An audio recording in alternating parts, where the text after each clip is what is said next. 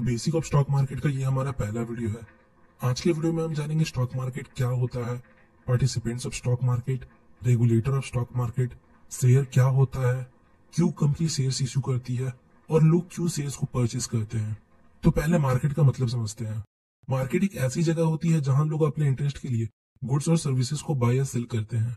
Market में generally दो participant होते हैं, एक बायर और दूसरा सेलर। इसके अलावा भी एक पार्टिसिपेंट होता है जिसे हम मीडिएटर कहते हैं। मीडिएटर बायर और सेलर के बीच का कड़ी होता है। ये बायर को सेलर अवेलेबल करवाता है और सेलर को बायर। इस बीच ये दोनों तरफ से कुछ कमीशन चार्ज करता है जो इसका इंटरेस्ट होता है।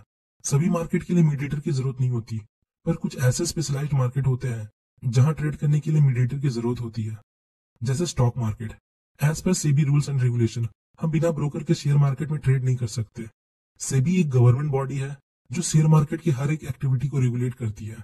इसका पूरा नाम security and exchange board of India है। हम यहाँ मीडिएटर को ब्रोकर बोलते हैं, जो कि स्टॉक एक्सचेंज का मेंबर होता है। स्टॉक एक्सचेंज के थ्रू ही शेयर्स को बाय या सेल किया जाता है। इंडिया में मेनली दो स्टॉक एक्सचेंज है।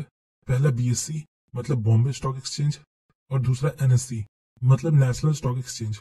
अब आप मार्केट का मतलब समझ चुके हैं, तो जब इस मार्केट वर्ड के साथ कोई स्पेसिफाइड वर्ड जुड़ जाता है तो वो एक स्पेसिफाइड मार्केट कहलाता है। जैसे अगर मार्केट के आगे बुक वर्ड जोड़ दे तो ये एक स्पेसिफाइड मार्केट कहलाएगा, जो होता है बुक मार्केट, जहां बुक्स की बाइंग एंड सेलिंग होती है। अगर मार्केट के आगे फ्रूट वर्ड जोड़ दे तो ये होगा फ्रूट मार्केट, जहां फ्रूट्स की बाइंग एंड सेलिंग होती है। ऐसे ही स्टॉक मार्केट एक स्पेसिफाइड मार्केट है जहां स्टॉक की बाइंग एंड सेलिंग होती है। तो अब आप सोच रहे होंगे क्या बुक्स और फ्रूट की तरह इसे भी फिजिकल मार्केट में ट्रेड करना पड़ता है? पर ऐसा नहीं है। स्टॉक्स को ट्रेड करने के लिए ब्रोकर्स आपको डिजिटल प्लेटफॉर्म प्रोवाइड करते हैं, जहां आप फोन या पीसी के थ्रू स्टॉक मार्केट में ट्रेड कर सकते हैं। अब आपके मन में बहुत सारे क्वेश्चन चल रहे होंगे। शेयर होते क्या है, कंपनी क्यों शेयर इशू करती है और पब्लिक या इन्वेस्टर क्यों शेयर्स को खरीदते हैं। तो शेयर होता क्या है?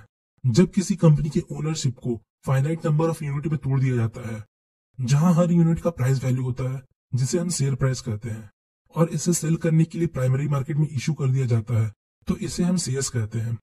अगर कोई व्यक्ति इस शेयर्स को खरीदता है तो इसका मतलब वो उस कंपनी की ओनरशिप को खरीद रहा है। अगर कंपनी को फ्यूचर में कोई प्रॉफिट या लॉस होता है तो वो व्यक्ति उस प्रोपोर्शन में प्रॉफिट या लॉस का हिस्सेदार होगा जिस प्रोपोर्शन में उसने कंपनी के शेयर्स खरीदे थे। अब समझते हैं कंपनी क्यों शेयर्स इशू करता है। तो जब भी किसी कंपनी को फंड की जरूरत होती है, वो तीन तरह से फंड रेज कर सकता है। पहला प्राइवेट फंड। प्राइवेट फंड का मतलब कंपनी के खुद के पैसे जो उसने पास्ट के प्रॉफिट से रिजर्व करके रखा है। दूसरा डेप्ट। डेप्ट का मतलब कर्ज या लोन। कंपनी किसी बैंक या फाइनेंशियल इंस्टीट्यूट से लोन ले सकती है। तीसरा इक्विटी। इक्विटी मतलब आईपीओ के थ्रू शेयर्स इशू करके। आईपीओ का फुल फॉर्म होता है इनिशियल पब्लिक ऑफर। जब फ्रेश शेयर्स को इशू करते हैं तो उसे आईपीओ के थ्रू ही इशू किया जाता है। अब सवाल आता है कंपनी फंड रेज क्यों करता है। तो कंपनी फ्यूचर एक्सपांशन के लिए फंड रेज कर सकता है, किसी न्यू प्रोजेक्ट के लिए फंड रेज कर सकता है, और डेप्ट की पेमेंट के लिए फंड रेज कर सकता है। आप सोच रहे होंगे जब कंपनी लोन लेके फंड रेज कर सकती है तो शेयर्स इशू करके वो ओनरशिप क्यों डिस्ट्रीब्यूट करती है। तो इक्विटी रेज करने से कंपनी को बहुत से बेनिफिट होते हैं। जैसे अगर कंपनी लोन लेती है तो उसे बैंक को फिक्स इंटरेस्ट देना पड़ता है, चाहे कंपनी प्रॉफिट में हो या लॉस में। और वहीं इक्विटी के थ्रू फंड रेज करने पर कंपनी को कोई इंटरेस्ट नहीं देना पड़ता। अगर कंपनी प्रॉफिट करती है तो अपने शेयर होल्डर्स को प्रॉफिट का हिस्सा देती है। दूसरा advantage, to maintain healthy balance sheet. Loan लेने पर बैलेंस शीट में डेप्ट दिखाई देता है, जिससे कंपनी की इमेज थोड़ी सही नहीं दिखती और इन्वेस्टर उस कंपनी में इन्वेस्ट कम करते हैं। तीसरा, अगर कोई कंपनी डेप्ट की पेमेंट के लिए फंड रेज करना चाहती है तो लोन नहीं ले सकती, क्योंकि ये तो बेवकूफी होगी कर्ज को चुकाने के लिए एक और कर्ज ले लेना। इसलिए कंपनी शेयर्स इशू करती है। और एंड में सवाल आता है पब्लिक क्यों शेयर्स परचेज करती है जब इसमें लॉस के चांसेस है।